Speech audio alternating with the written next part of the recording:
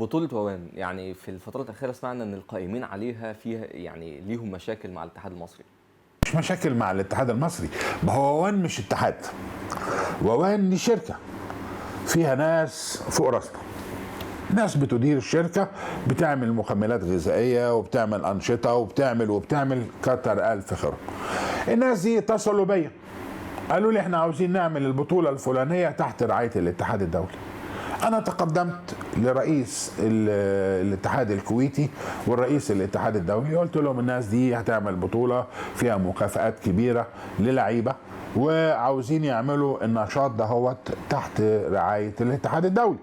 يعني أنا عملت دوري إن أنا أقدم قانون وبند واضح صريح في الاتحاد الدولي ان عشان تتعمل اي بطولة دولية تحت رعاية الاتحاد الدولي يجب موافقة الاتحاد المحلي في هذه الدولة. الاتحاد المحلي في هذه الدولة وهو اعلم مننا رفض،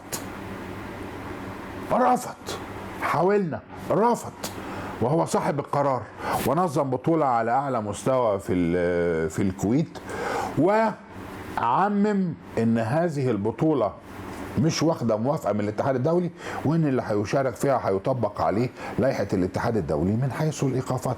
انما انا لا ليا كلام ضد هؤلاء الناس ولا عليا اي ملاحظ عليهم.